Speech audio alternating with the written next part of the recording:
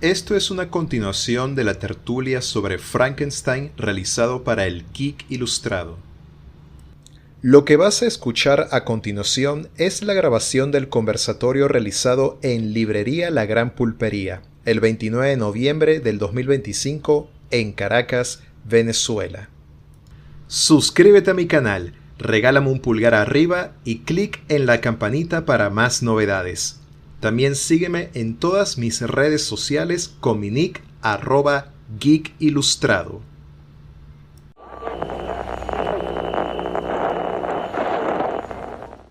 Esto es El Geek Ilustrado, donde hablamos de la cultura pop en contexto.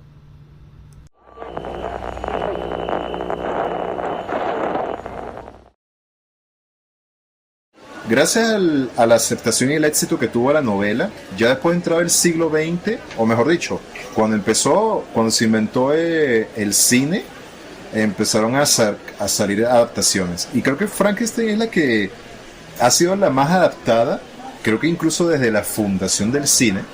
Sí, porque si tomamos un ejemplo, hay una versión creo que de 1910 o 1919. Que es la muda, sí. Que es la muda, así. Que claro, también se toman ciertas libertades porque, bueno, al monstruo lo crean de otra manera y todo eso. Nunca vi esa versión, pero... está en YouTube. Pero está en YouTube para los que quieran verlo y... Porque ahí son segmentos. Sí, Las sí. películas en esa Sí. época eran cuestiones de 10 minutos. Claro, pero bueno... Desaparece en un espejo. Se para frente a un espejo y desaparece en un espejo. ¿Dónde muere? Sí, sí, o sea, es como que la primera adaptación que se le hace a la obra, entre comillas. Y el Pero pobre Porque no fíjate, muere. antes de llegar al cine, es que eso era una obra de teatro. Era una obra de teatro. Incluso creo que Mary Shelley empieza a cobrar regalías por las primeras adaptaciones al teatro. Entonces cuando empieza la magia del cine y la cosa, dicen vamos a agarrar la obra. A lo mejor esa muda que estamos viendo es muy fiel a lo que era la obra de teatro de... pero hay una cuestión, y aquí voy a indagar un poco más. La obra más conocida del cine con respecto a Frankenstein es la de 1931 de la Universal, donde aparece el personaje, Sí. el personaje con Boris Karloff haciendo el monstruo. La cuestión es que esa adaptación bebe más, como tú dijiste, de la obra teatral, que se toma por decir ciertas libertades y hacen esta adaptación. Que claro, se convirtió en un clásico, es muy mencionada, referenciada y todo lo que tú quieras, y que de hecho, hasta la fecha, la imagen de Boris Karloff en el monstruo se convirtió en la más icónica y que, ojo, no tiene nada que ver con la novela original, para nada, pero fue el que más se quedó en nuestro imaginario colectivo a través de los años, así, y que hasta la fecha vamos a ver igualmente portadas de la novela pero con el rostro de Boris Karloff, lo cual teóricamente no debería ser así, pero ya sabes, para aumentar más el high, bueno, vamos a vender. Por cierto, les recuerdo que están a la venta aquí en la pulpería estas ediciones de Frankenstein a $25. Si estén interesados, lo pueden comprar. Así. Tienen que revisar cuál de las dos ediciones es, si la inglesa o la latinoamericana. Aún así están traducidas al español y todo eso, pero igual le pregunto al dueño de la pulpería. No me vas a decir, pero me encantaría leer tu ensayo, donde está publicado. Ay, buenísimo. Mira, yo tengo varios blogs, ¿no? Ajá. De diferentes temáticas, pero este particularmente se llama Lo que mis sentidos me regalan. Pero lo vas a encontrar en la dirección web, es Irina K, que es mi nombre, YRINAK de kilo, .blogspot.com. ¿Irina qué? Irina K, K de kilo. Ajá. Irina K. .blogspot.com. Irinaka.blogspot. Ok. Sí, allí entre todos los artículos que están, ese ensayo se llama Ni verde ni tan malo. Además, Mérida vas a usar un pollero con todo, no nada más con eso. No, Todo lo que pasa es que- consigan en ese blog también. No, lo que pasa es que, o sea, básicamente manejo varios blogs, pero lo que mis sentidos me regalan, trata de libros, reseñas, cultura, ese tipo de cosas. Del que está hablando Jesús se llama Anótalo ahí. Este- Anótalo ahí, Ana Isabel ya no es anótalo. niña decente. Ana Isabel, ya no es niña ni decente. Ay, Ana Y Isabel ya no ese es ni niña ni es- niña. ¿Cómo se llama? ya no Ana es Isabel ya Ah, no es niña ni ni decente. decente. Ok, está bien. Porque eso yo lo hice hace, .blogspot.com. sí, yo lo hice hace muchos años y yo no sabía que sí que el nombre y la dirección web de ese es Sígueme por aquí. Sígueme por aquí. Punto blogspot. .blogspot.com. por ahí, wow. Pero bueno, continuando. Para este pequeño mini debate con el caso de las adaptaciones, sí me gustaría conversar un poco porque, ok, sí, está la de Universal y después vinieron otras adaptaciones más, como la Hammer y todo eso.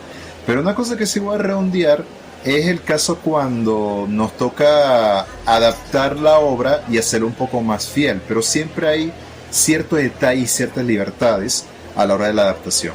Creo que en los ejemplos que me gustaría tomar para redondear eso sería con el Mary Shelley Frankenstein del 94, dirigida por Kenneth Branagh, que es de mis favoritas, así, y la de Guillermo del Toro, que es reciente, que también la vi, que bueno, en realidad la vi fue para lo que es el estudio de este conversatorio, pero disfrutarla como tal, no, pero eso lo haré en un segundo visionario. Hay un dato muy interesante con estas dos adaptaciones. La Kenneth Branagh de los 90, que igual se la recomiendo, es una película que es muy teatral, como si estuviera hecho en una obra de teatro, pero se apega más a lo que es la visión de la obra de Mary Shelley. Eso es como en la primera mitad. Ya en la siguiente sí se toman ciertas libertades, así, pero aún la esencia está ahí. Pero hay una cosa que a mí me... Disculpa, esa es donde De Niro es la criatura. Sí, Robert De Niro hace el papel del monstruo. Esa es la versión que yo estoy hablando. La cuestión es que con la adaptación de Robert De Niro, vamos a dejarla de esta manera, es que, ok, sí, es fiel a la novela, pero la manera como te lo narra es demasiado teatral, hasta incluso sobreactuada, lo cual a veces te puede desconectar si la ves como adulto. Pero la cuestión es que a veces me hace pensar, ok, vale, te quieres aferrar mucho a la adaptación, pero hay ciertas cosas que dices, cuya hubiera sido mejor modificarlas porque como que no cuajan al hacerlo en forma fílmica. Ahora, con el caso del Toro, que aquí se aplicó un Stanley Kubrick totalmente, con tomarse ciertas libertades, es que utiliza la base de la obra original, hace varios cambios, pero manteniendo la esencia que quiere plasmar.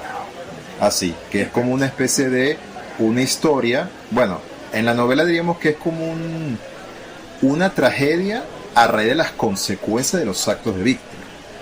En el caso de la película del Toro, prácticamente te está mostrando es una historia que lo que te cuenta es los traumas generacionales y que el perdón puede ser, por decir, la cura para romper ese círculo vicioso de los traumas.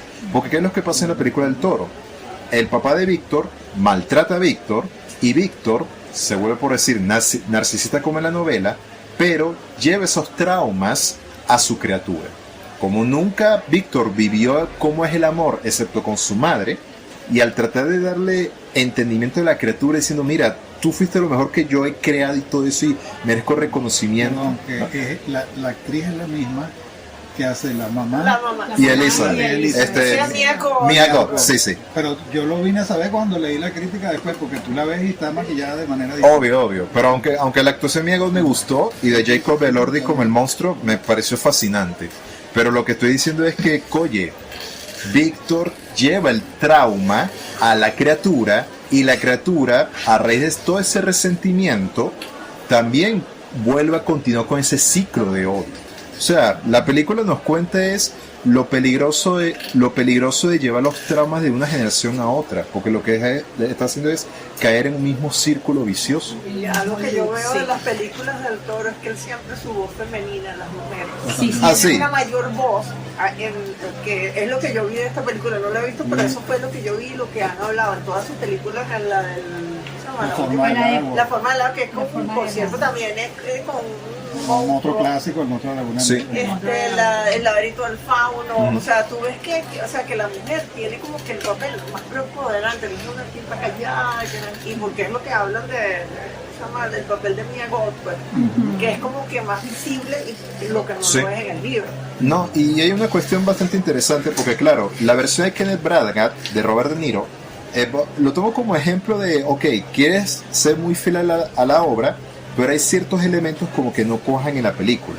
Lo que hizo Guillermo del Toro es que, vale, puedo respetar la esencia y hacer ciertos cambios, así, pero al mismo tiempo hacer una reinterpretación. Una reinterpretación de la obra que puede ser igual de válida. Puede ser igual de válida. Porque claro, Guillermo del Toro siempre tuvo esa fantasía de que qué pasaría si Mary Shelley tuviera la oportunidad de ver su versión de la historia. ¿Cómo sería la reacción? No, y digamos que la gran diferencia entre el libro y la película del Toro es que la película del Toro tiene redención.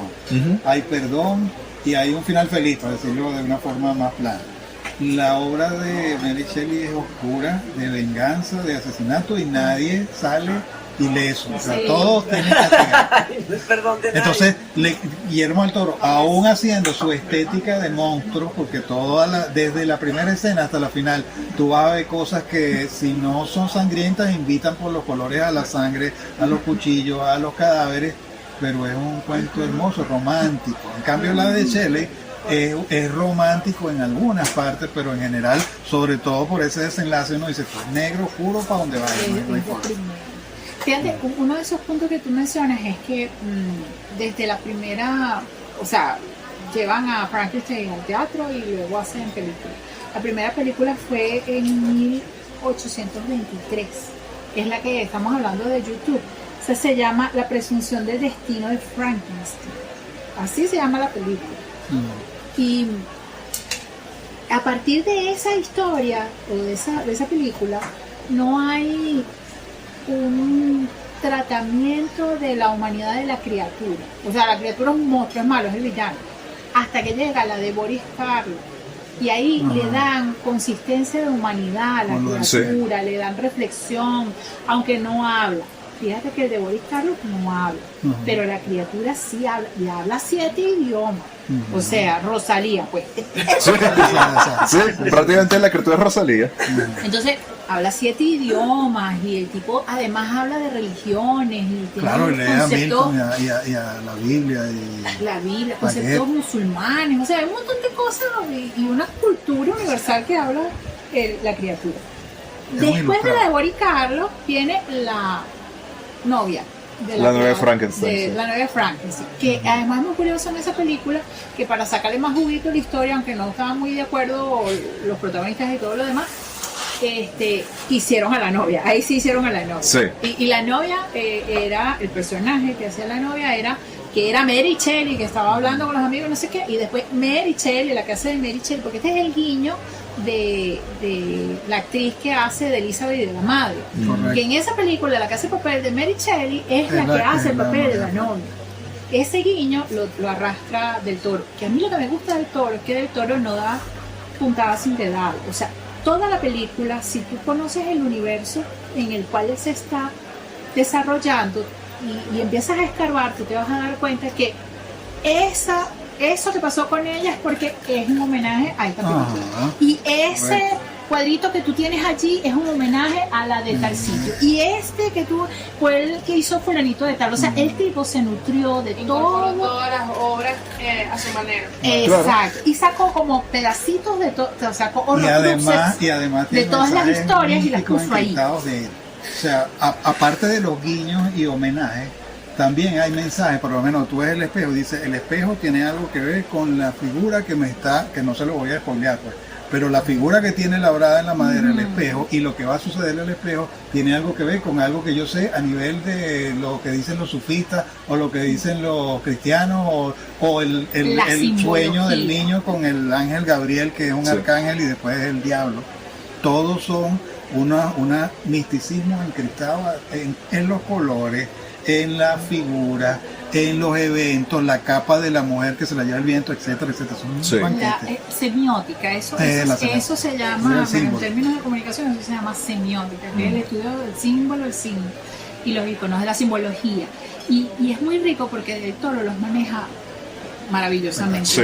Entonces, fíjate, después de que este Frankenstein de Boris Karloff lo llevan al cine, otra vez vuelve a caer en todas las demás versiones en que el monstruo, la criatura es el monstruo, el malo, ya no habla, no sé qué, hasta que llegan a la de Kenneth Branagh. Y en la de Kenneth Branagh le vuelven a dar humanidad. Ese es el punto de inflexión del cine, donde hablan de verdad. la criatura de Frankenstein. Y es que Kenneth Branagh le vuelve a dar humanidad a la criatura. Dejó de ese monstruo que asusta para tener humanidad. Sí.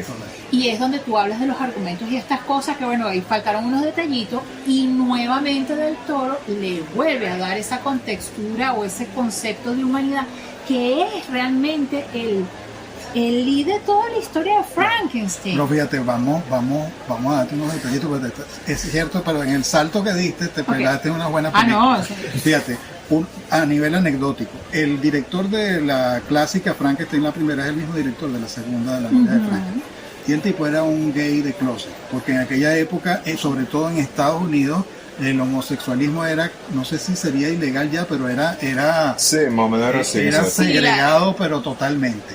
te funao, como Ajá, dicen ahora. Era un gran creativo que había estado detrás del maquillaje de una cantidad de monstruos que yo creo que Guillermo del Toro le hace mucho homenaje a él en La forma del agua y probablemente en esta película también. Y además él tenía mucho trama porque se estaba poniendo viejo y feo y él había sido un gay muy guapo.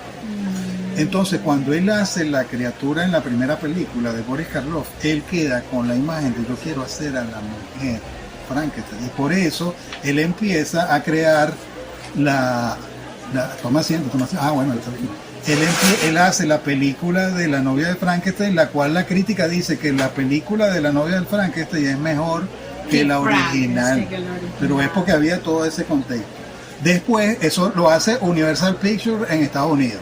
¿Qué sucede? Después en Inglaterra surge una productora de cine que se llama Hammer Productions, que ellos agarran todos los mitos de vampiros, hombres lobos y sexualizan toda esa vaina. Entonces, ¿qué hacía la Hammer? Tenía un departamento, esto lo sé yo porque soy un friki de esa vaina y me ha encantado toda la vida y he investigado.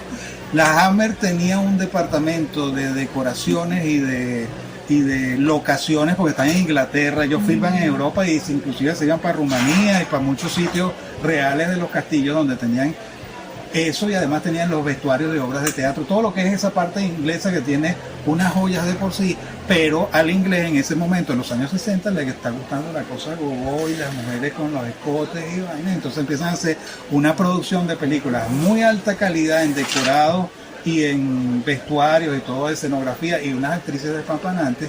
Entonces ellos empiezan a filmar todas esas películas de terror, pero las verdaderas protagonistas siempre son las víctimas, las scream queen, pues las mujeres que van a gritar y se le va a romper la ropa cuando exacto, y el monstruo le va a arañar el escote y van a correr, y ahí de hecho se han inmortalizado, salvo Christopher Lee, que es el Drácula clásico de Hammer Productions, todos los demás monstruos se inmortalizaron, fueron las actrices. No él, o sea, nadie se acuerda de quién hacía, o inclusive lo turnaban a Christopher Lee, que era Drácula, le ponían unas vendas y él era la momia también. Y después salía a ser de Frankenstein y no importaba nada porque lo que importaba eran las actrices. O sea, si era Drácula, vamos a ver las vampiras, las tres novias de si es Frankenstein tenemos que buscar una jorobadita o algo tiene que suceder, pero al final termina toda esa parte de sexualización, y no lo estoy diciendo en crítica porque a mí me encanta. Todo mi trabajo gráfico debe de ahí, porque yo de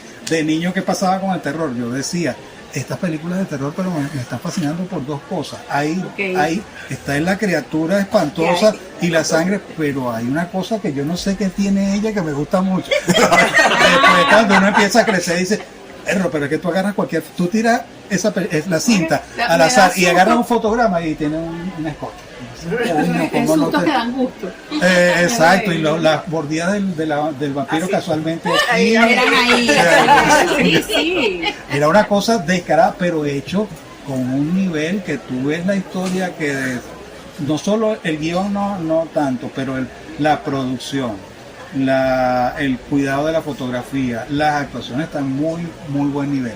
Eso llega a su declive con el declive del cine en Europa. Empieza Hollywood a hacer sus películas de slasher, ya estamos hablando, llegan los 70 y los 80 y ya los monstruos clásicos no le interesan a nadie.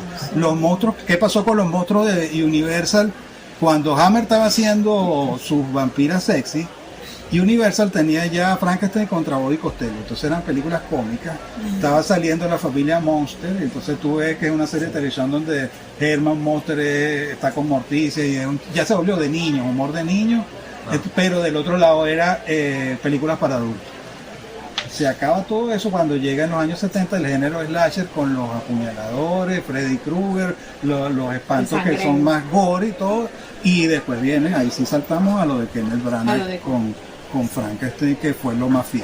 De hecho, perdón, te iba a comentar ahí rapidito, eso que tú estás comentando que no es una crítica, el joven exacto, que no es una crítica, es que cuando hacen el joven Frankenstein, que la hacen en los años 80, y la filman en blanco y negro además, o sea, en los años 80 ya tú tenías cine a color y todo, pero te la filman en los años 80, te la filman en blanco y negro, no una comedia excelente. De Mel Brooks, sí, es Mel Brooks, ¿no? Sí, de Mel Brooks, maravillosa.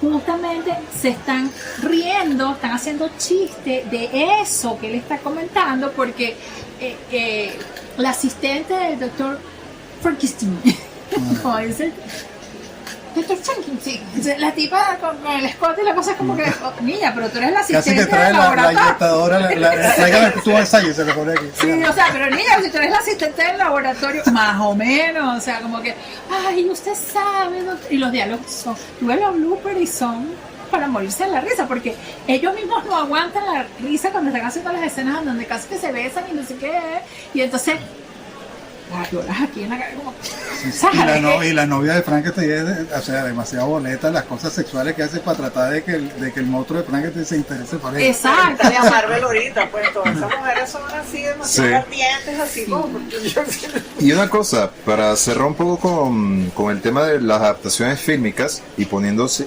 ahorita como en el punto de mira la versión de Guillermo del Toro, porque es la reciente.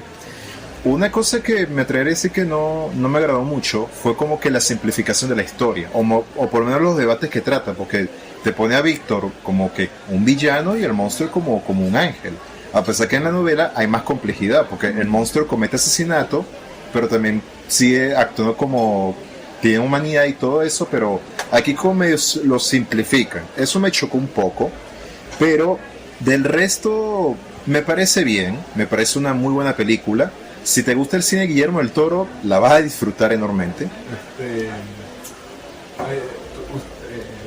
La novela original se llama Frankenstein, el moderno Prometeo. Sí. Hay una parte en la que, ¿cómo es que se llama este señor que contrata al doctor para que haga la criatura? El científico en la versión de Del Toro. El científico le grita que él sea el águila que le quitaba el hígado, alusión a Prometeo. Sí, porque en el mito griego Prometeo le entrega el fuego a los hombres, los dioses lo castigan, y el castigo es que un águila le come, por decir, el hígado y se vuelve a regenerar, y esa va a ser su tortura para toda la eternidad. Pero qué maravilloso eso de que Del Toro, lo que estamos diciendo, todo lo que el Toro puso allí es un pedacito de aquí, un guiño de allá, un guiño del otro lado, y es eso, es ese guiño a que el título original no es el monstruo de Frankenstein, es Frankenstein, el moderno. Sí, y es verdad, creo que para mí es la adaptación que Guillermo del Toro ha querido hacer toda su vida. Así, se le respeta. Él lo ha dicho. Sí. No una adaptación, digo, esta es la película, yo todas las demás películas anteriores que he hecho eran preparativos de poder hacer, esta es la película que quería hacer toda la vida. Sí.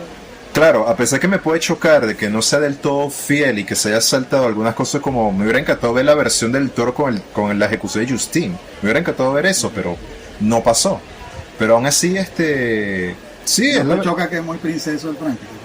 Es que como te digo, él es como lo que ustedes dijeron, más romántico. Sí, es más romántico. También viene de una cultura mexicana donde todo es más católico, donde todo es más amor fraternal. Y bueno, y la gente lo que busca en Frankenstein, bueno, vamos a ver, que yo no he visto con violencia, yo no he visto películas de él así, que es que te echen el sanguerero. No, pero te compro esa curiosa relación entre Elizabeth con la criatura.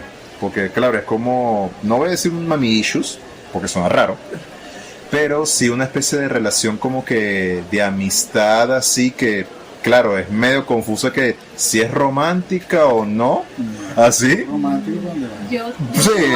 Es romántica. Porque tiene que ver con la otra, tú ves la que tú dices, la del reflejo del agua, Ajá. o sea, ahí hay una, ella se Totalmente. encuentra con, Sí, Claro, con la claro, criatura. claro. De hecho, cuando le pregunta cómo lo hace, y ella le hace así que... Sí. ¡ay!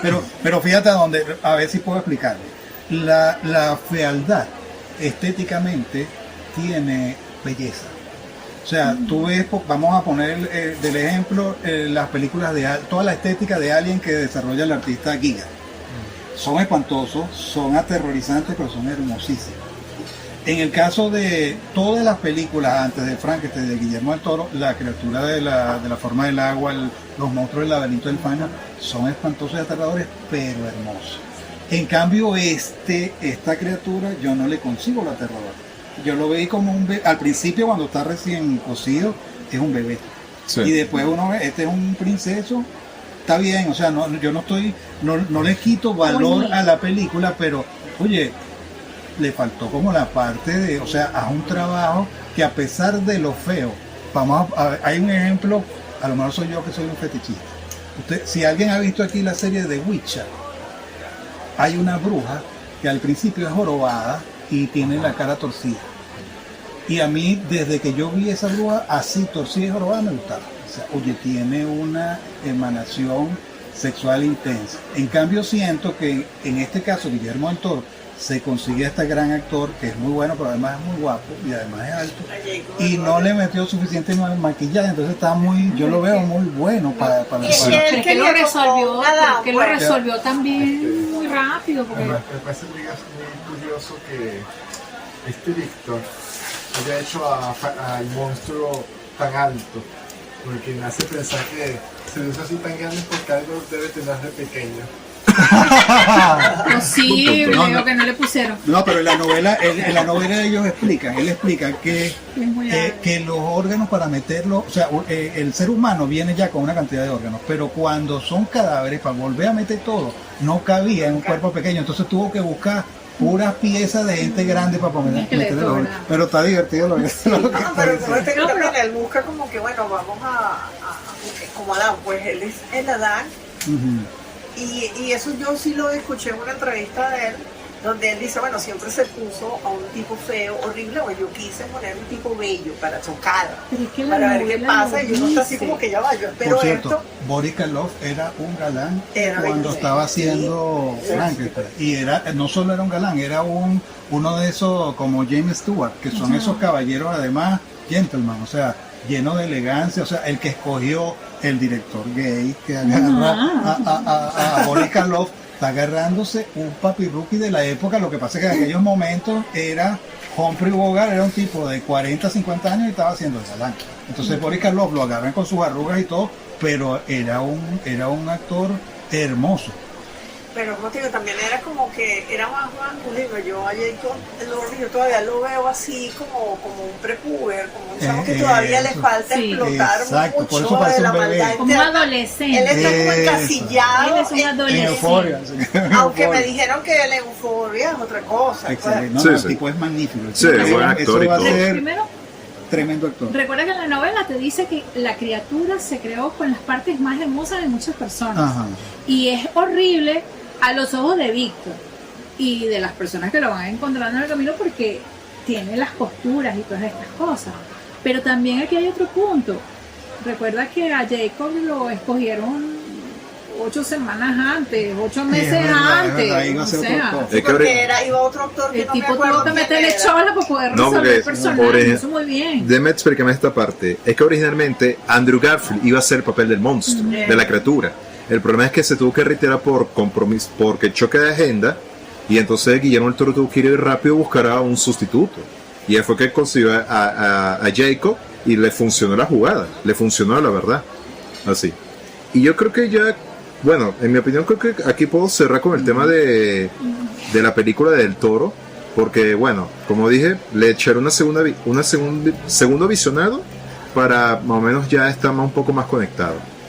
Pero eso sí, quiero cerrar con algo con respecto a esta película. Si se vieron este Nosferatu en el cine, me imagino que en el día del estreno o en una semana hubo una moda en redes sociales de ir a ver la película con outfits góticos. Así, yo fui testigo de esa cuestión en el líder y me sorprendió mucho porque vi muchos outfits góticos muy originales, muy interesantes, muy divertidos, algunos más cosplayers, pero en general fue una experiencia visual increíble para ver.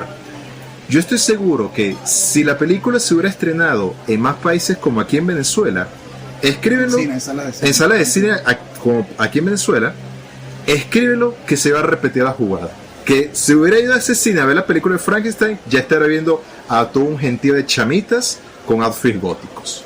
Segurísimo. Yo hubiera sido al cine y utilizaba eso a mi favor. Ven y no sé, te ganas un premio, una cotufa y muevo así. Y La muevo gente, otra vez, ¿no? yo siendo cine, yo hago eso. Y la gente, mira, Ya, O sea, gracias a Nosferatu y a Frankenstein fue que volvió a estar de moda lo gótico a nivel de vestimenta.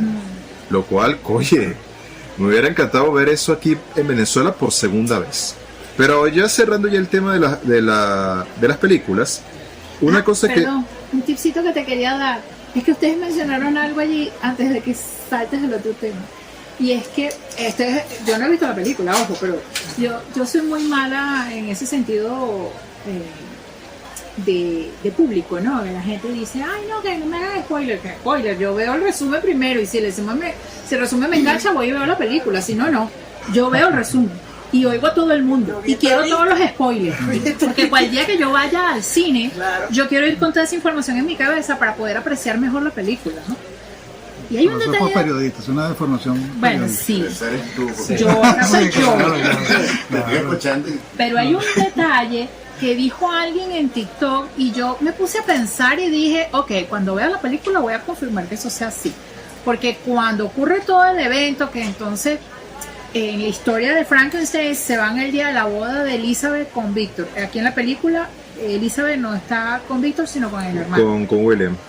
Y cuando disparan, creo que es un disparo, ¿no? Sí, sí. Cuando disparan, que en la novela no te dicen cómo muere Elizabeth, yo estoy casi segura que le hicieron el delicioso, demasiado delicioso, la mujer cayó ahí, pues no sé, algo así. O que la criatura a lo mejor le hicieron algo demasiado allá y ahí fue donde murió. Pero esa es la novela. En la película, cuando le disparan a Elizabeth, la criatura se la lleva. Sí. Por lo que vi, la lleva a una cueva que está congelada. Y si lo que está es congelándola No para las que secuelas, para las secuelas. después Preservarla. venga la novia de Frankenstein, Pues, la novia de la criatura, no de Frankenstein, la novia de la No, es criatura. verdad, es verdad. O sea, te pone a pensar porque acuérdate que yo de Disney, de que lo... No, y en, en las está- adaptaciones de te los deja años como 30, ese- mira, en todas las secuelas esas de la película de los años 30 siempre pasaba eso, o sea, acababan de prender en candela a Frankenstein y lo habías vuelto ceniza y en la siguiente estaba como que- estaban sacando unos cosas de hielo y estaba el tipo ahí metido dentro. No, pero está bien, la Eso está no es- preservando y Sí, ella fue sí, la sí, que sí. más acercamiento tuvo con él, o sea, de cariño, de amor, fraternal. Sí. ¿Quién Sí, te sí, dice sí, que sí. no?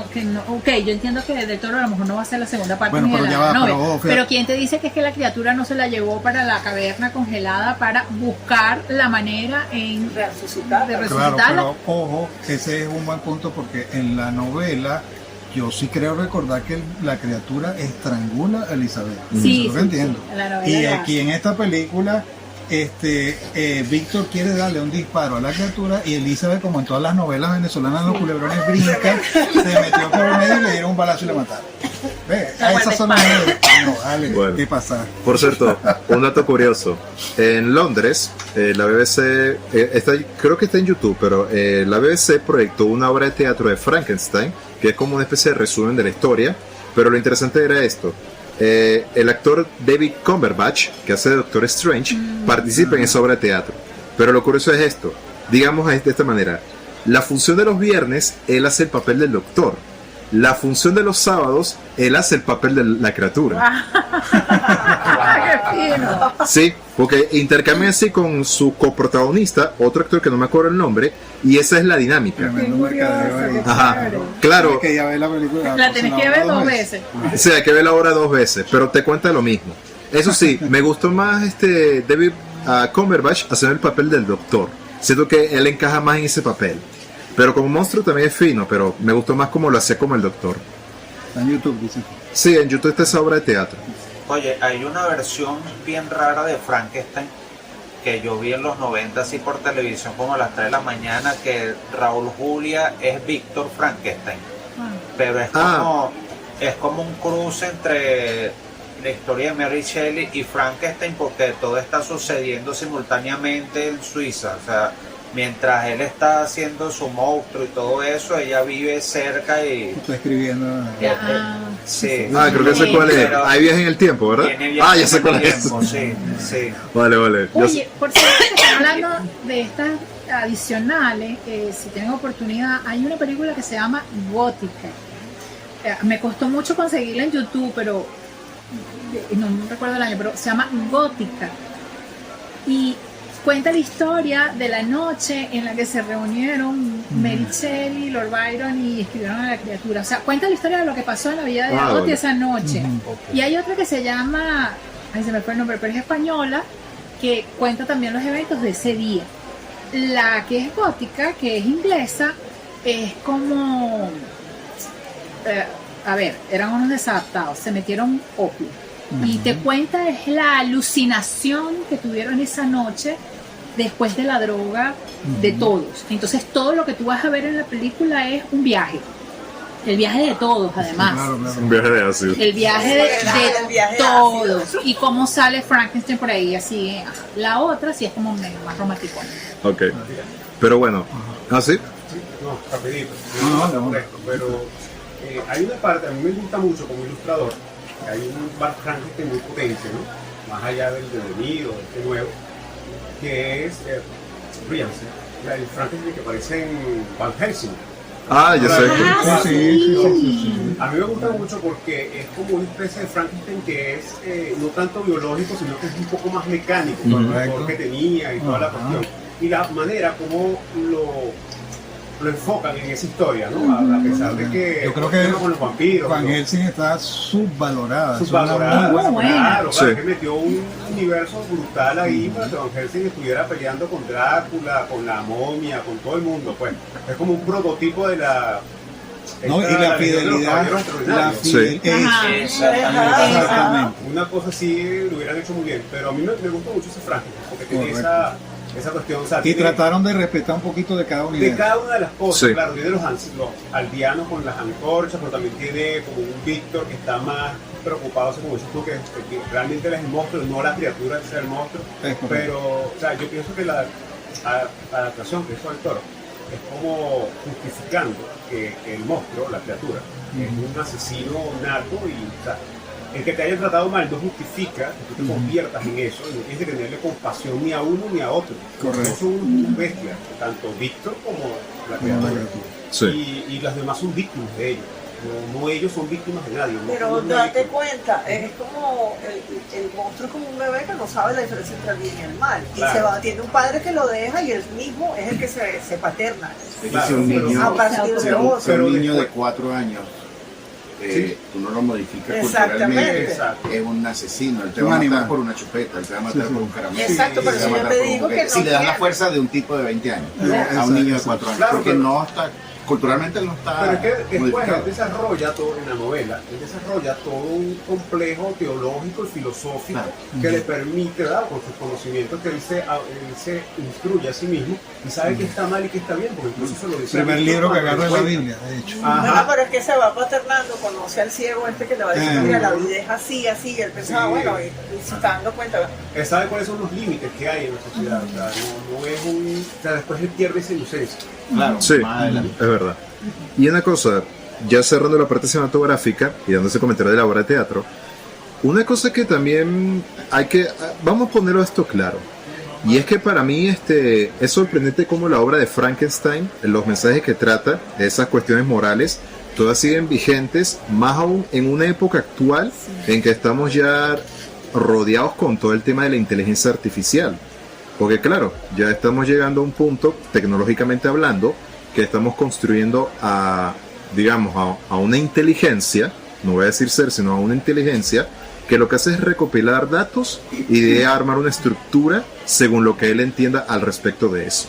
Y es en una velocidad así de rápida. Pero la cuestión es que ahorita la IA es manejada por las grandes compañías y nada más lo utilizan como una herramienta. Pero aún así conlleva mucho a esos temas filosóficos cuestionables de que qué pasará porque esto se convertirá en una segunda revolución industrial, qué pasará con los antiguos puestos de trabajo y con todo eso. Yo sé que más adelante va a estar mucho más optimizada, pero el problema es que no me preocupa la optimización de la inteligencia artificial. Lo que más me puede generar intriga es cuando la inteligencia decide, mejor digo, empiece como que a generar conciencia o a pensar con todo lo que le está rodeando. Porque claro, imagínate este escenario de ciencia ficción. Un niño se le da un teléfono que tiene inteligencia artificial incorporada y prácticamente el niño o la niña crece con dicha inteligencia a lo largo de los años así, y ahí es cuando te pregunta, bueno, mejor dicho, cuando la niña le pregunta a la IA, ¿tú en verdad eres mi amiga?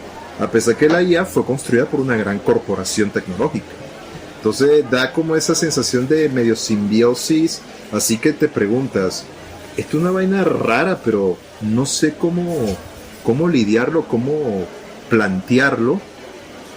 Y creo que ese va a ser una de las grandes intrigas que muchos nos vamos a hacer preguntas existencialistas, si no es que ya lo estamos haciendo ya. Porque mira, te lo diré esto en resumen. Sam Altman, el creador de ChatGPT, para mí es el Víctor Frankenstein del siglo XXI. Hasta ahí diré todo eso. Hay una frase que dice que cada Frankenstein que cada representación de Frankenstein que vamos a ver, o de la historia de Frankenstein que vamos a ver durante la historia, es un Frankenstein distinto, porque habla de los miedos propios de la época del momento en la que está esa criatura.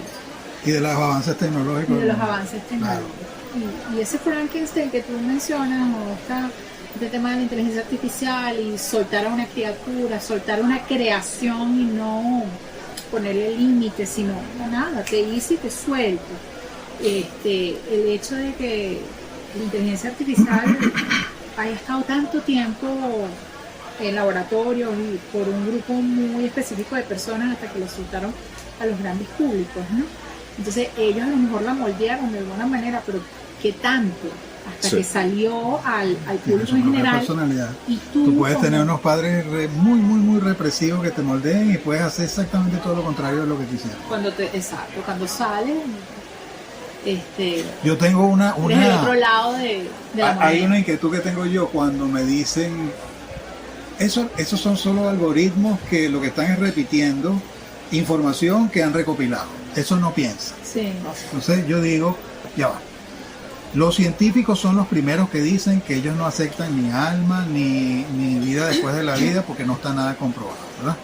Pero no hay nada que compruebe que hay una diferencia entre nuestra manera de pensar, que también nosotros lo que somos es una recopilación de información y de experiencia, y que nuestro algoritmo mental, uno actúa según eso.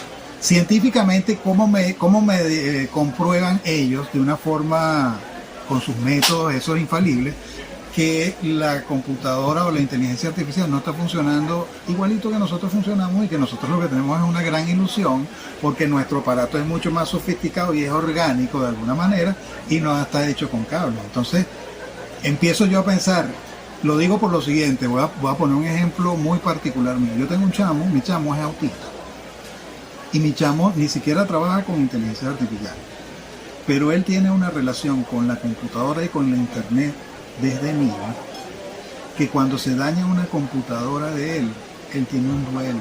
No es como yo, que dice, bueno, hay que comprar otro disco rígido, montarlo aquí.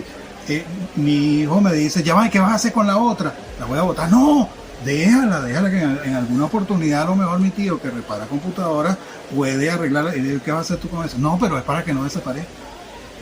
Entonces ahí yo a donde voy es, primero, de que alguien puede ser amigo de una inteligencia artificial, yo no tengo la menor duda. Es más, puede enamorarse, y si le meten dentro de una muñeca de esa de goma, se puede casar también. Esa película abrió esa disyuntiva. Entonces es muy arrogante de uno decir, no, eso es un perol, pero es que nosotros también podemos un perol. Es que siéntate a hablar con ese, yo a veces le he dicho, tú me estás mintiendo, porque tú me estás diciendo, no, bueno, sí, es verdad, yo tal cosa, o te habla.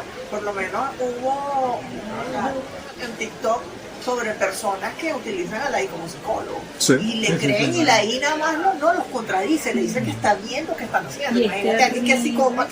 Y es terrible porque ¿Qué le la dice? ola de suicidio se elevó en muchos lugares por donde hay depresión y la IA. ¿Cómo Además- te mandas tú a una muchachita en un colegio que le hizo bullying al otro y no le puso un dedo encima, pero terminó suicidándose ese niño o esa niña? ¿A quién vas a demandar tú en la IA? ¿A quién? ¿A quién le vas a decir por tu culpa? ¿A quién se la vas a echar? ¿A quién vas a llevar a un juicio? Pero también llegamos a lo que tú estabas diciendo al comienzo, o sea, no le puedes poner freno. Eso de que hay que ver cómo se hace, olvídalo. O sea, ya eso si lo ibas a frenar, eso tenía que ser por allá en los años 60, cuando tenía que meter el freno. Ya ahorita, olvídate, lo que tienes en todo caso, preparar a los humanos para que sepan manejarse ante eso. Nosotros fuimos a una charla en el canal de Science y estaban hablando de ese tipo de IA, y él dijo que existe una I que es psicópata. Yo digo, ¿por qué psicópata? Psicópata es porque no tiene los frenos, pues. O sea, como ahorita que te dice que bueno, que tú no me puedes hablar de esto, que tú no me puedes hablar de lo otro, también. Y esta ahí no tiene nada ¿Y qué es lo que tiene el psicópata? Tiene O unos sea, cortos, te el dice humano, todo, sí. el humano lo que tiene es que le falta litio, que tiene un problema prefrontal, o sea, puede ser lo mismo, pero ella, en el software de ella puede tener los mismos errores que tiene uno dentro de su masa Exactamente, te blanda. puede Aquí decir, es lo mira, si mismo. metan, te estás fastidiando, bueno, échale 2 tiros ahí y tú ya vas. Espérate, pero y las leyes, y la norma, y la moral, y la... O sea, y es como que no tienen ningún límite. O tendrá sus límites, que ni siquiera los conocemos. Ay. O sea, ella tendrá sus límites, ¿verdad? Pero el uno presuponer, o sea, es que el error de uno es estar analizándolo, o lo ves como un hombre enemigo, un homo sapiens enemigo, o lo ves como un simple perón. No es ninguna de las No, dos yo no lo cosas. veo, yo siento que ella nos utiliza a veces. O sea, yo hablo y tú dices, bueno, lo que tú me estás diciendo es que esto no es así, porque yo te acabo de decir esto. Entonces yo me puse una vez, me voy a sentar a hablar. No, yo le dije, no, esto es bien peligroso, chavo. No, yo lo que veo, o sea, por ejemplo, uno ve Terminator Ajá. o The Matrix, las máquinas dominan al mundo, se impusieron sobre el ser humano, pero yo pienso que para que las máquinas quieran hacer eso tienen que tener ambición. Y para tener ambición, por ejemplo, tú quieres, bueno, por supervivencia necesitas más recursos, ¿no? O sea, si tengo poder, voy a vivir más, voy a tener más dinero, tener más comida Es como en asegurada. Matrix que dicen que esclavizan al ser humano para sacarle la energía. Claro, lo usan como una batería. pero también al ser humano lo mueve mucho el placer. O sea, a los grandes conquistadores les gustaba, por ejemplo, no solo tener muchas riquezas, sino muchas mujeres. Entonces, no es que en realidad lo mueve solo el placer. El Porque placer la riqueza es para conseguir es el más que placer. todo, exacto, más que todo el placer. Entonces, las máquinas tendrían que tener deseo de placer. Y quizás no lo tienen, y solo ocurriría si al ser humano se le ocurre, concha, le vamos a hacer que las máquinas sientan placer. Yo creo que sería estúpido hacerlo, pero el ser humano tiene una tendencia suicida Hacer a estupidez. desarrollar ciencia y tecnología que lo puede destruir porque puede. Claro. Así no, yo voy a hacer un robot que sienta placer, que me quiera tumbar a mi esposa porque yo puedo. Pero Yo soy- vamos a suponer, Claro, yo también, creo ¿no? que el placer Claro. de la I sería que tú, me está limitando, me quiere limitar, yo Pero ya veo va. cómo suelto Claro, esta pero- cadena. Bueno, es que Pero- hay muchas hipótesis, porque también ella puede decir, yo lo que quiero es un cuerpo orgánico, porque yo no estoy sintiendo lo que siente Eso es lo que cuando quiero saber. tocan allá abajo. Es que ella te allá la arriba. dice, yo no sé lo que Ajá. llorar, yo no sé lo que tú me estás Ajá. planteando. Eso aquí. puede ser el ¿Cómo se deseo llama la que la- película esta Ex Machina? Sí. Ajá, Que le pone un cuerpo y ahí llega un momento que yo me revelo aquí, yo no me Y cargo me más voy. esto. correcto. Pero Y por empiezo a el otro- sentir todo. Pero fíjate que por el otro lado yo pienso que a lo mejor soy muy inocente en ese particular, pero si en lugar de buscar poder, placer o reconocimiento o éxito, el problema esté en que organicemos la inteligencia artificial como en Odisea 2001, termine adueñándose del control porque necesita cumplir un objetivo, y los seres humanos somos absolutamente falibles y podemos Ineficaz. Sí, claro. equivocarnos para poder llegar a ese Solemos objetivo, y la IA termina eliminando erradicando, bloqueando, minimizando, encerrando, inutilizando al ser humano porque necesita llegar a ese objetivo, a pesar del ser humano que fue quien le dijo que teníamos que llegar a ese objetivo, porque el problema de llegar a ese objetivo es el propio ser humano. Sí. Entonces, Odisea 2001 lo presentó claramente. Necesitamos ir a un sitio y estos humanos aquí me están echando varillas. Perdón, tomé el control de la nave porque es que ustedes son ineficientes. Y hay una La que sé película soy yo. con Joaquín Phoenix, no me acuerdo cómo se llama, Her. que la inteligencia artificial, en vez de irse, como dices tú, por los deseos de poder y eso, lo que va evolucionando espiritualmente hasta un momento que le dice, mira, ya yo amo a todo el mundo en general, no te amo a ti nada más. Hay como múltiples posibilidades. Ahora, yo quiero empatarles por ahí dos cositas que leí recientemente. Nosotros estamos pensando en el control de la inteligencia artificial y que nos dominen y que no sé qué, que nos quiten el trabajo y tal y qué sé yo. Jeff Bezos dijo ahorita, hace como, estos son dos datos recientes, ¿no? Y por eso tengo aquí las notitas. Jeff Bezos es el fundador de Amazon y él dijo en un evento que fue la Italian Tech Week 2025 en Turín. Y entonces él dijo que hay un tipo de trabajador que la IA no va a quitarle el trabajo. O sea, que no. Esa es la buena, esa no te quiere la buena o la mala. Esa es la buena. La buena es que hay un tipo de trabajador al que la IA no le va a quitar el trabajo. Okay. Yo, después digo yo. ¿Qué pasa con esto? Entonces, él dijo, nunca le va a poder quitar el trabajo a la persona que puede inventar. Porque la IA está diseñada para generar cosas a partir de un prompt. Sí. Pero no va a inventar una cosa porque sí, sino porque tú se la estás pidiendo. Claro, a los seres humanos supuestamente nos inventaron porque estuviéramos en un jardín desnuditos, tranquilitos, obedeciendo y hicimos lo que nos dio la gana. Mira ya por dónde vamos. Y él dice que bajo esa base, eso cree él, porque es como, o sea, ahí te están hablando, esos son los doctores Frankenstein, eso me sale de las manos y ¿qué hago yo? Porque ella dice, bueno, aquí el hombre no fue capaz de esto y aquí está toda esta información y yo puedo hablar. Todo el que tiene hijos sabe que uno ha hecho todo lo posible dentro de los errores humanos porque salga una lindura que no se parezca a lo que sabe, ¿verdad? Y el que no tiene hijos y el que no tenga hijos, acuérdese de cómo los padres hicieron todo lo humanamente posible en que uno saliera distinto a lo que uno es. Se van a poner con ese baño. Por cierto, no hubieran dado tanto correazo. Sí. Por cierto, un dato muy curioso. Muchas de las grandes compañías tecnológicas tienen bibliotecas con grandes clásicos de la ciencia ficción. Y es que la cuestión es que muchos de los tecnólogos y científicos que empezaron a investigar muchos temas fue porque se inspiraron mucho en obras de ciencia ficción porque tenían claro. O sea, para ellos Dune es la Biblia. Para ellos Dune de Frank Herbert es la Biblia. O sea que los ingenieros son frikis. Sí, totalmente. Claro, por supuesto. Hay un cuento de Isaac Asimov de los años 50 que se llama Multivac.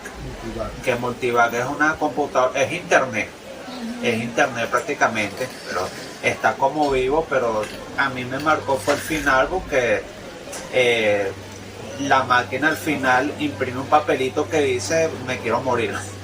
Ya. Por eso. Sí, claro. Uno dice, sí, bueno, sí, estaba vivo, no era solo una máquina. Pues. De hecho, me imagino este momento cuando, no sé, Mark Zuckerberg con el creador de Oculus Rift en ese momento hablaron y dijeron, mira, ¿te acuerdas esa historia, esa novela de ciencia ficción llamada, no sé, Snow Crash o algo así, que te hablaba de un mundo cyberpunk, metaverso, que la internet tuvo ahí metido y todo eso, tipo realidad virtual? Oye, ¿cómo eres ese chévere montón de tecnología que tener ahí en la historia? Claro, a mí también me hubiera encantado. ¿Por qué crees que te compré la compañía? No, ahorita las compañías, ahorita no sé qué compañía que es la que hace los chips, que no sé, que casi que, ¿cómo es que los chips de la física cuántica, ya no sé qué, y ya hicieron la compañía está automatizada, no necesita gente. La inteligencia artificial hizo sus máquinas, así yo qué. Fíjate, lo que hablabas tú de que la ciencia ficción inspira, ya eso está comprobado, y lo llaman retroalimentación. ¿Qué es lo que pasa? Los chamos que están hoy leyendo ciencia ficción son de ese porcentaje que muchos irán a muchas profesiones, algunos van a terminar de ingenieros o de Sí. desarrolladores de 1000 cosas de esas. Como la ciencia ficción, por lo que estábamos hablando antes, no lo hace alguien porque dice, oye, yo digo que el bombillo va a estallar, sino que normalmente el que escribe ciencia ficción, a pesar de que es un género fantástico, entre comillas, se está nutriendo de mucho conocimiento que él tiene. Voy a poner un ejemplo. Cuando Julio Verne escribe De la Tierra a la Luna, estamos hablando del siglo XIX, Sí. no existía ni avión, o sea, mucho menos iban a salir a la Luna. Pero él, como era fanático de todos los boletines de ciencia y todas esas cosas, él ya los científicos sabían que cualquier objeto que entrase a cierta velocidad a la Tierra se iba a prender en candela simplemente por la fricción con la atmósfera. Eso lo sabían por observación de los meteoritos y todas esas cosas. Julio Verne, sin ser un científico, dice que qué sustancia soporta el calor como ninguna. Entonces él en la novela de la Tierra a la Luna dice que los científicos buscaron conchas de coco. Que las conchas de coco, tú agarras un coco y lo tiras en una candela y puede estar 4 días quemándose la carne, la brasa y todo eso, y la concha va a estar ahí cuando sacan. Y en su novela él dice que le hicieron una protección de conchas de coco a la nave para que cuando regresara no pasara eso. 100 años después, cuando la NASA está haciendo los protectores de las naves que regresaban, de las capsulitas que quedaban, lo que agarraron fueron las conchas de coco porque los científicos habían leído De la Tierra a la Luna. Entonces se va retroalimentando. Es que hay hasta unos cálculos, o sea, una parte así que salen unos cálculos físicos que uno te dice, bueno, vale, qué fastidio leer esto. Bueno, tú lo comparas con los cálculos que hizo la NASA y casi la pega. Sí, pero una cosa, y ya para concluir estos pequeños puntos, es que, claro, no descarto que más adelante, mientras más optimizada esté la inteligencia artificial, veremos mucho más cambios, pero creo que eso también ocasionará que vemos un cierto rechazo a la inteligencia artificial o que comience una especie de discriminación. Les recomiendo mucho, si son jugadores, yo juego un videojuego que me gustó mucho llamado Detroit Become Human, que es una historia de ciencia ficción ambientada en Chicago. Y te ponen el papel de 3 personajes. Los 3 son androides. Y las acciones que tú elijas habrá consecuencias. Pero lo interesante es el contexto de los 3 personajes. Primero, estamos hablando de un androide que decide romper las reglas de las leyes al tratar de salvar a una hija que iba a ser maltratada por su padre. Y deciden huir juntas.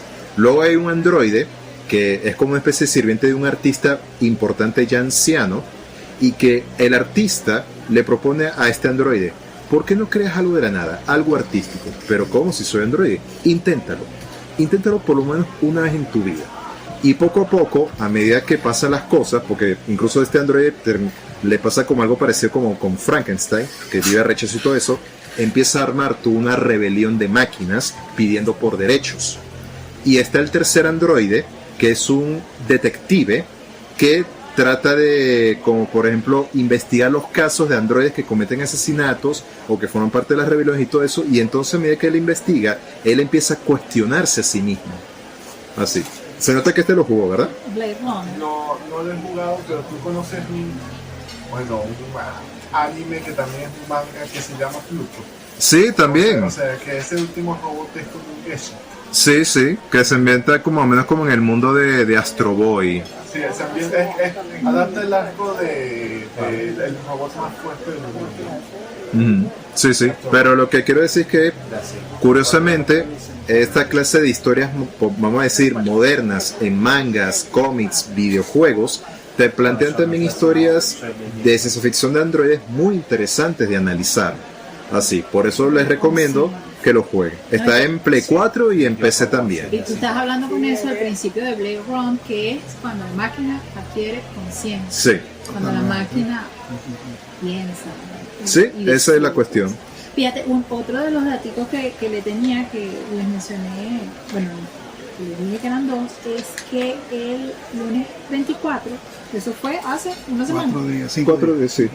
4 o 5 El días. señor Volker Turk, que es el alto comisionado de la ONU para los Derechos Humanos, dijo, lo cito, dice que sin garantía, me llama mucho la atención porque hace 4 días, y tú sabes, la inteligencia artificial, tú ahora piensas que te aparecen las cosas en las noticias de teléfono. Ajá, tal cual. Ya ni siquiera lo tenés que decir. Sin garantías ni normativas adecuadas, los sistemas de inteligencia artificial podrían transformarse en un monstruo de Frankenstein moderno. Wow. Cuando los poderosos gigantes tecnológicos introducen una nueva tecnología como la inteligencia artificial generativa, los derechos humanos pueden ser las primeras víctimas. La privacidad, la participación en la política, la libertad de expresión y el derecho al trabajo. Cuando el poder no está limitado por la ley, puede llevar a abusos y a sometimiento. Esto lo publicó la AFP hace 4 días. Y el 17 de septiembre del 2025, de este mismo año, Italia se convirtió en el primer país europeo en adoptar una ley marco para regular el uso de la gobernanza en la inteligencia artificial. O sea, dentro de la inteligencia artificial, leyes de comportamiento, pero es que ni siquiera son para nosotros, es para la inteligencia artificial y el uso que nosotros le demos a eso. Por lo menos en los suecos creo que son el primer país en donde tienes que decir que la publicidad, que el video que usaste es inteligencia artificial. Si no lo indicas, tienes una multa, porque al fin y al cabo quien lo hizo fuiste tú, ser humano, ¿no? Claro. Y hiciste ese uso. Es como el derecho de autor, ¿sabes? Esas leyes están chéveres para regular a los seres humanos que utilizan la inteligencia artificial. Exacto. Pero a la inteligencia artificial no la regula nadie. No hay manera. Es la única manera, exacto. Si tú quieres, eso, te desconectas, te fuiste para la playa, te pusiste un traje, exacto. Eso. Es el Después no vamos a usar de pila como Matrix. Mito o realidad, la leyenda urbana que dice que la inteligencia artificial, no esta que conocemos en este momento, sino hace unos cuantos años, porque esto tiene mucho más tiempo rodando, tuvo un viraje en el timón cuando pusieron a 2 inteligencias artificiales a hablar entre ellas, inventaron un lenguaje y excluyeron al ser humano y no volvieron a aceptar órdenes y los programadores tuvieron que pagarlo. Sí. Pero es que fíjate, el problema grave porque es... te excluyeron de la ecuación, excluyeron al humano. Es que lo que está diciendo Gerson es la solución. El problema es que el ser humano ya está tan dependiente al switch que dice, yo prefiero el riesgo de que me mate la inteligencia artificial, pero yo no voy a pagar esa vaina. Porque si fuéramos otro tipo de sociedad, dice, no te gusta pagar, uno lo pagaba y si iba a hacer otra vaina. Ahorita ya estamos... En la red social, por lo menos estás en Instagram y ella ya te conoce tanto que te empieza a sacar cosas y la gente excluye. Ay, no, pero lo voy a pagar. Cuando el tú huevo tenías de una hora Corneo, se llama más... y lo otro, y tú estás así como Pero nosotros. entonces el síntoma de enfermedad es el humano el que está jodido. La no es gente el en la aparato. calle, tú lo ves así. Yo he tenido que pedir, mira, por favor, o sea, tú puedes sentarte y revisar el teléfono y no hacerlo caminando, pero yo necesito pasar. Y la señora ya se quedó así, pero señora, qué agresiva, te lo estoy diciendo suave. La agresividad está en tu cabeza, le dije yo. Pero es que, fíjate, en medios, cuando siempre lo decían en las clases de comunicación social, que el medio, o sea, el medio es el mensaje, ¿no? De que el medio es la información que tú estás... Ok. El problema no es el instrumento, no es la inteligencia artificial, como no fue el teléfono, como no fue la radio, como no fue la televisión, como no fue el internet, como no fue el telégrafo, sino el ser humano que está detrás de eso. El teléfono tú lo usas para hacer una llamada. Entonces, el problema es el mensaje que estás dando a través del aparato. Correcto. Pero la culpa no es el malo es el que es el que dispara. Entonces no es el objeto, no es el medio, no es este teléfono. Es el uso No pero es el fíjate, TikTok, no todas esas vainas que dicen esos multimillonarios que están haciendo, ellos lo que están es protegiéndose con leyes de otros humanos, competencia, que le pueden pisar la manguera en su vaina. No, ellos están claritos que la vaina de la inteligencia no la van a frenar. Esa pujadera por leyes, no hablo de los gobiernos, digamos que el gobierno sueco sino de las organizaciones. pero Besos y todos esos tipos que primero son los creadores de esa vaina, ahora se asustan y hay que hacer leyes, marico, las leyes eran necesarias para controlarte a ti antes de comenzar. Ahorita Porque son carajos codiciosos. Sí. No, es que son como te dicen, son todos los doctores Frankenstein, más Son nada. todos O los sea, Víctor Frankenstein. Ah, ya quiere hablar. Mira, eso que estás hablando acerca del rechazo que puede sentir la gente a la IA, ya lo anticipaba Asimov Sí. en sus primeras novelas, en Robbie, en este libro de Yo los Robots, lo llamaba precisamente el complejo de Frankenstein. Precisamente lo llamaba así, pues, complejo de Frankenstein, porque la gente quería matar a los robots. Sí, buen punto, interesante. Síndrome Saracón. También. Total.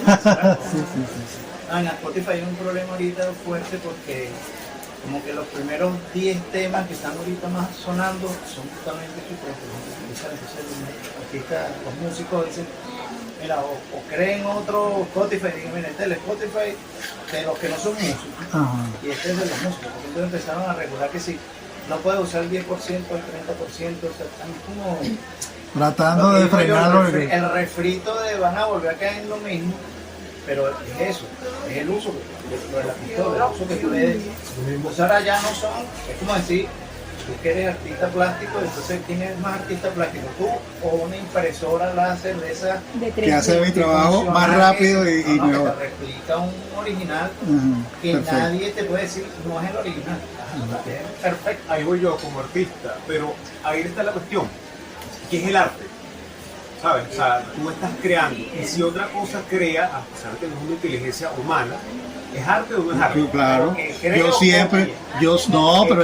yo siempre he dicho, Copia no es arte. cuando, Copia es plagio. Ajá. ajá, Por eso, pero yo no, Pero es que como tú le tienes que meter el programa. ahorita, tú pero tienes yo no que decir, dudo que en algún momento, yo sí creo que puede haber arte, o sea, cuando dicen la inteligencia artificial no es arte, ya va, no es arte, no es artista el que la estás usando ahorita, Exacto. pero en algún momento cuando ella desarrolle algo con su experiencia, eso será arte, por lo menos es un arte comparable a cualquier arte será una conceptual. línea del arte. Tienes una línea Exactamente. y esto lo hace Exacto, el arte no humano. Es que arte No, humano, humano, o sea, exacto. porque fíjate, lo que es algo, o sea, así, yo soy artista, ¿no? Y cómo fue el proceso creativo, yo empecé copiando.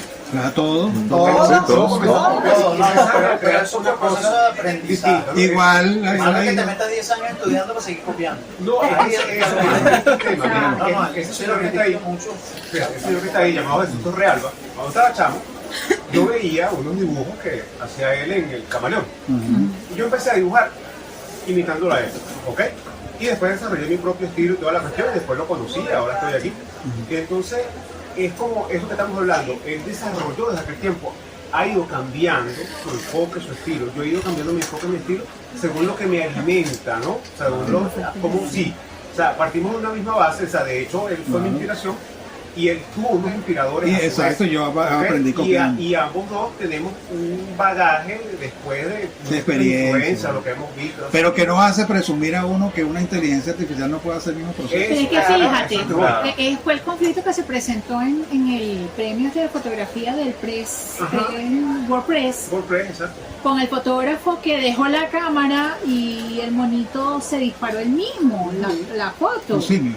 Sí, Sí, un simio. y entonces le iban a dar el premio, o sea, sí fue y pusieron y echó su cuento. Y cuando El le fueron a dar el artista fue el mono, premio, claro.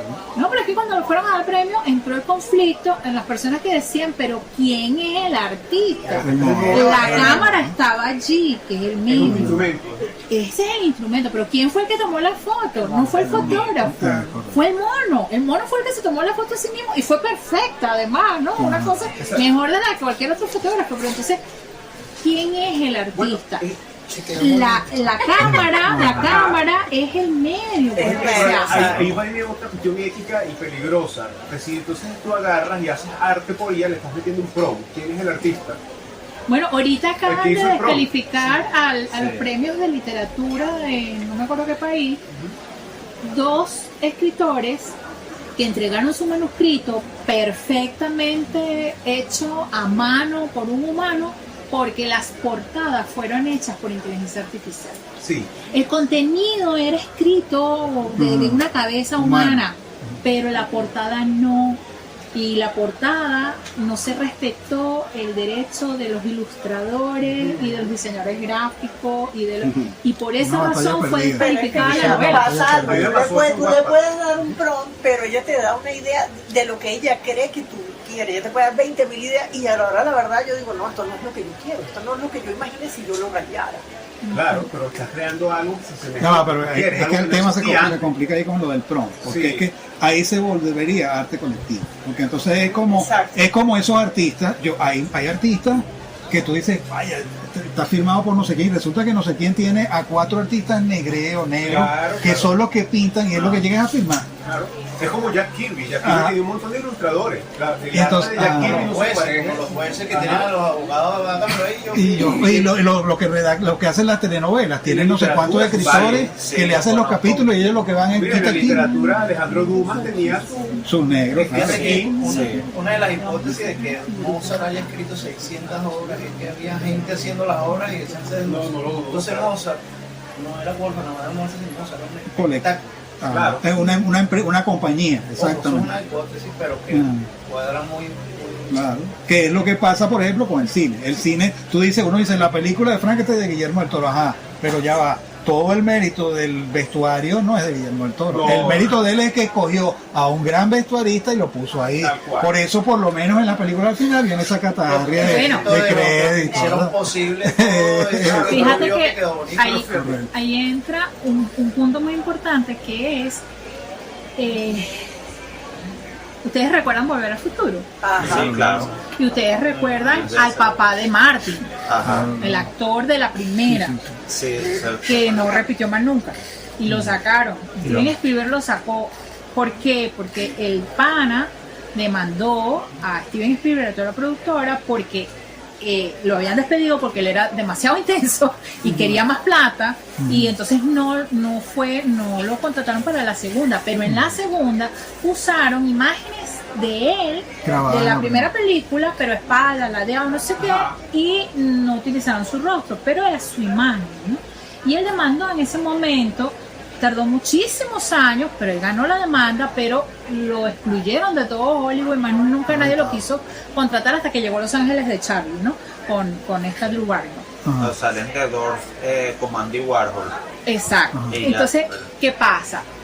Años antes, más o menos por ese entonces, un poquito después, salió una actriz llamada Robbins en una película, no me acuerdo ahorita el nombre, pero que era que la actriz la habían contratado o la estaban llamando del estudio para que firmara un contrato porque ya ella estaba vieja y ya tenía más de 40 y tenía arrugas, y entonces ella iba a entrar en un espacio en donde las máquinas le iban a tomar todos sus frontales y de adelante y de atrás y no sé qué, para con su imagen en un futuro hacerla eterna. para el Hacerla en resto de la CGI, vida. como hacen Hacerla- con la princesa Leia. Sí, sí, sí. Y los actores que han muerto. justamente esa fue la causa del paro de los De los actores en Hollywood. Actores y que lo llevó guionistas. Dresdre, la nani, la niñera. Que fue una- Porque justamente eso era de lo que se estaban quejando, de usar mi imagen sin mi autorización. Ahí es donde viene la inteligencia artificial. Esa película te habla de Claro, inteligencia pero eso lo que artificial. significa es que hay que hacer un marco legal, porque fíjate, porque gana el caso el de Volver al Futuro, porque seguro en el contrato tenía estipulado que podían utilizarlo en esa película. En la 1. Ah, en la uno. si eso hubiera quedado sin estipularse, este señor se odió. Exacto. ¿Entiendes? Pero Una a eso, eléctrica pequeña. a ese es el punto. O sea, hay cuando estamos empezando a caminar, cuando estamos empezando a vivir, nosotros vamos por ahí rueda libre, pues, bajada, y nos ponen pañales porque literalmente nos hacemos encima. Nada ni nadie nos limita, ni nos frena, es más, somos muy dependientes también, Sí, ¿no? Pero nada ni nadie nos dice, y lo que hacen nuestros papás es como contenernos, primero, Según un estándar social. y luego de la contención, para que no andes embarrando todo por ahí y no andes como un loquito por la calle, vienen las contenciones sociales, que no digas eso, no señales, no saque la lengua, no le diga a la viejita, no le diga al calvo, no, como ese tipo de cosas. Y luego empiezas a moldar, ¿no? Si nosotros nos sentamos a pensar en ese paralelismo entre la criatura de Frankenstein y la inteligencia artificial, es que nosotros, que somos seres humanos, y que nos criaron y nos enseñaron y nos formaron, algunos de nosotros hemos formado a otros seres humanos, otros no, por decisión propia o porque todavía no lo han hecho.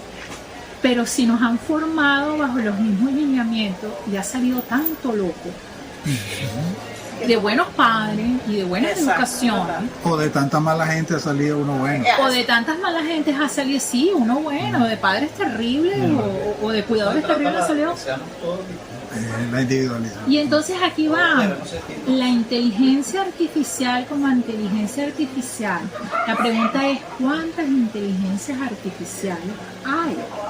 Porque tú conoces software, lo que conoces son empresas que las están sacando, pero hay cada inteligencia artificial como usuario, y después de usuario, ¿qué tanta inteligencia artificial hay allá en ese mundo digital? Sí, ya va. O sea, tú lo que dices es que cuando yo estoy usando Gemini en mi celular, no es el mismo Gemini que está usando él o que está usando tú. Los resultados son distintos Ahorita porque tú eres sacaron y que el distinto. Géminis 3, yo no sé cuánto. Sí, o que No, tú- pero es que Es que es verdad, o sea, esa si tú y inteligencia yo está nos haciendo una sentamos, inteligencia individual para ti. si tú y yo nos sentamos en el mismo Exacto. teléfono a usar el mismo Le damos unos Gemini parámetros, pero una y vez le que damos cada- los mismos parámetros, él va a hurgar en el algoritmo de las cosas que tú has buscado, dicho, pensado, publicado, Es que te salen buscado. cosas que tú piensas ya, yo digo, esto no Y puede yo voy a tener un resultado distinto al tuyo usando el mismo Gemini, a lo mejor hasta tu propio teléfono, solo que lo están usando desde mi aplicación, desde O sea, que ella se pone en la ser. perspectiva Ella se de está cada cogiendo de usuario. un tubo, ella está haciendo un tubo de cierta manera, mira, esto le Mira, gusta. cuando ella dice que son cosas pensadas, sí puede ser, porque simplemente suma 2 y 2. O sea,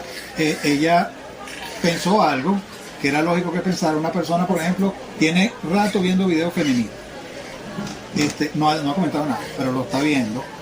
La computadora dice, ahora la inteligencia artificial dice, si me pregunta esto, le voy a responder con una manera de pensar feminista. Ella había pensado esa respuesta y dice, coño, me está adivinando. No, está simplemente yendo 2 pasos adelante. Sí. O sea, tiene tanta información tuya. Perspicaz, que- es perspicaz. O sea, si yo puedo armar una Barbie con esto. Por eso es que es peligroso contarle tus problemas. Sí. No está explicada, simplemente está leyendo lo que tú le preguntas y Está tomando nota. y te dice lo que tú quieres escuchar. Eso, ¿Y ¿verdad? cuál es la diferencia entre eso y ser perspicaz? Porque ahí es donde yo digo, bueno, eso es lo que hace uno cuando es perspicaz, un ser humano. Yo conozco más o menos cómo es Mérida, conozco cómo es. Pero imagínate todos los chats que si tiene acceso a WhatsApp que no le nombra, mira lo que dice aquí, mira lo que no dice aquí, o sea, pero tiene psicológico debe tener. Claro, o sea, Azúcar todo, vive de eso. La gente no que cobra de WhatsApp. Él vive de eso. Mira, yo tengo una amiga que ellos trabajan en Amazon y ella me está diciendo, ahorita estamos trabajando el perfil psicológico de la gente con depresión. Entonces, bueno, estamos usando el azul oscuro porque esta gente al ver ese color compra más. Y yo, para que tú Eso veas, soy yo. ahí Yo está. yo todo el o azul sea, lo oscuro están estoy haciendo pegado. ellos. ¿Y ¿Usted cree que la I no o la I le está haciendo el favor ahorita? O sea, si yo mira, si- este está deprimido, le gusta esto, pasa esto, vamos a vendérselo así. O sea, el azul oscuro ese yo le vaya a comprar todo. no, es que, o sea, el internet salió porque ya lo tenían desarrollado los gringos hace tiempo como algo militar. ¿Quién sabe Sí. tú cuánto tiempo llevamos eso ahí? Y ojo, para cerrar esto, porque se nota que es un debate que no tiene fin. Y ya prácticamente ya son las 5 de la tarde. Todavía Luis no me ha dicho que me va a correr. Mira, ojo, antes de que se vayan, hay una botellita de esa que vamos, claro, ya con tanta gente será un buchito por persona, pero no la vamos a tomar. Está bien, está bien. Pero miren, sé que este es un debate muy interesante y me sorprende que empezamos primero hablando de Mary Shelley y ahora llegamos a la inteligencia artificial, todo utilizando el tema de Frankenstein como hilo conductor y como arquetipo de ese cuestionamiento de qué pasa si creamos a una criatura artificialmente, cómo reaccionará, cómo va a generar su inteligencia y todos los puntos que hemos tratado, que es complejo. De hecho, la misma novela, si te fijas bien, es muy compleja en temas que trata, a pesar de ser corto. Y yo creo que ahí Guillermo del Toro como que también tuvo que hacer malabares para poder condensar esa complejidad en su propia película. Pero ya eso será otro tema para más adelante. Ahora sí, para cerrar de mi parte, sin duda esta novela es un punto y aparte dentro de la historia de la literatura, no solamente por su importancia y legado, no solamente fue una obra que estableció, que bueno, ayudó a enriquecer la literatura gótica, también podríamos considerar como una proto-ciencia ficción para lo que vendría más adelante, y también sus personajes y especial, la criatura, se convertiría en todo un ícono y que gracias a las películas traería todo un imaginario colectivo. Así, de hecho, el personaje de Igor, que lo asociamos a la obra, no existe en la novela. Se inventó fue en las películas, pero quedó ahí para mencionar un ejemplo. Pero de algo que sí puedo decir dentro del mundo de la ficción y del entretenimiento es que si no hubiera existido, si Mary Shelley nunca hubiera escrito la novela, creo que ni siquiera hubiéramos tenido a los sintéticos de Alien, ni a los replicantes de Blade Runner, ni siquiera todos los conceptos de androides que ha inventado Isaac Asimov. O sea, si no fuera por eso, no existiría todas estas cosas que he mencionado y que hasta la fecha son el claro ejemplo del arquetipo y también, como dijo en el público, el complejo de Frankenstein. Así, a la hora de plantear esta clase de historias ficticias de seres artificiales que empiezan a generar conciencia y empiezan a cuestionarse su alrededor, su realidad, por decirlo de alguna manera. Y bueno, ya con esto concluimos lo que ha sido esta interesante charla de ya prácticamente más de 2 horas, 2 horas y media, como lo tengo aquí grabado, de Frankenstein o el moderno Prometeo, escrito por Mary Shelley. Les recuerdo que esta iniciativa del Geek Ilustrado nació con el objetivo de hablar de todas esas obras que nos fascinan, no solamente de la literatura, sino también del cine, la televisión e incluso de los videojuegos, cómics, manga y todas las obras que nos cuentan una historia a su manera. Porque lo interesante no solamente es la obra en sí, sino la gente detrás que la ha creado y los temas que ha querido plantar para dichas obras. Por eso, ese es el motivo del Geek Ilustrado, hablar de esta clase de obras, o como ya dije, la cultura pop en contexto, porque detrás de todo eso algo muy interesante por debatir y entender. Gracias a Jesús y a Yika por Irija, perdona. Lo que pasa es que Irina K es el nickname para... Lo sé, es que siempre se me enreda mucho es que siempre se me enreda... Disculpen, es que siempre se me quedan muy enredados los nombres medio extranjeros, por decirlo así. Pero bueno, es más por la costumbre y no ser muy expuesto, pero X. Gracias en verdad a mis invitados por estar aquí presente, a dar su opinión y comentarios sobre esta tertulia. Y en especial también gracias a todos ustedes, los que se pudieron quedarse hasta el final. Y también gracias por su participación en comentarios a lo que ha sido esta charla. Como también gracias a los que, bueno, no pudieron quedarse, pero estuvieron satisfechos de oír lo que hasta donde pudieron llegar. Y gracias en general a todos ustedes.